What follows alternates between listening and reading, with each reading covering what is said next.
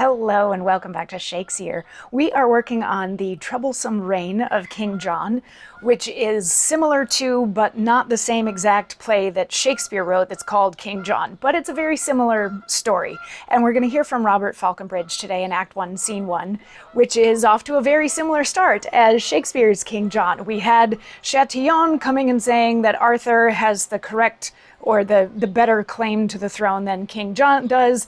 So there's going to be a war now between England and France over succession rights, and King John wants his army to get to France, preferably before Chatillon gets back there saying like, no, I'm not going to give up my titles to this kid, Arthur.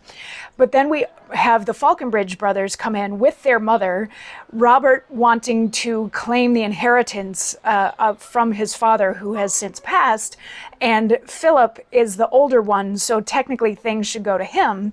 But Robert is like, no, this should come to me because my brother is illegitimate, so he should be passed over in the rights of succession.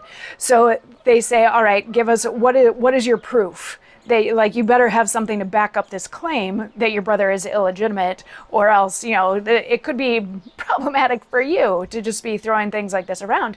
So Robert says, the proof so plain, the argument so strong, as that your highness and these noble lords, and all, save those that have no eyes to see, shall swear him to be bastard to the king.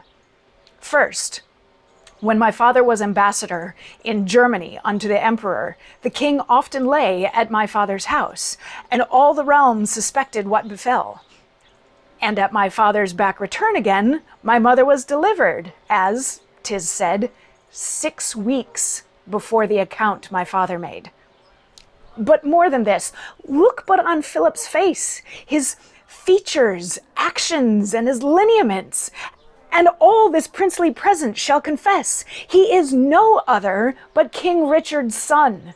Then, gracious Lord, rest he King Richard's son, and let me rest safe in my father's right, that I am his rightful son and only heir.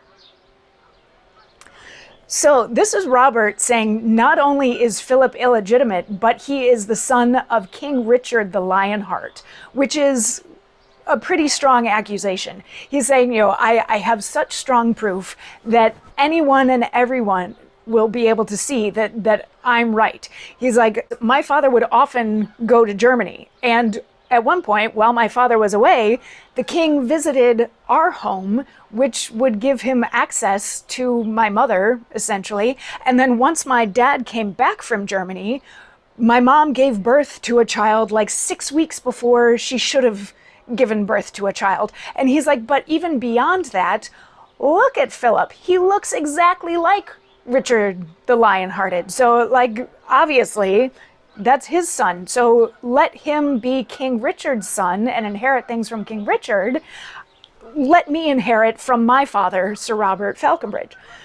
So King John is like, those are pretty serious accusations that you're making, that the king would have been unfaithful to his wife while he was staying at your place. That's really not a cool thing to say. And Eleanor is like, there's a million reasons why a woman might give birth before her full term. And King John then tacks on, he's like, yeah, obviously your mother was with your father, but she was thinking about the king at the time, and that's why Philip looks like the king instead of looking like Richard. Which I think is a lovely little insight into how they thought genetics worked back then. But all of that aside, they're like, your proofs mean nothing. Like, they don't hold water. Those are horrible accusations. The fact that he looks like him doesn't actually mean anything. So the king then turns to Essex and says, okay, the way that we're going to settle this is we're going to ask Lady Faulconbridge 3 times who Philip's father is. So they turn to her and she's weeping and she's like, no, his father is Richard Faulconbridge.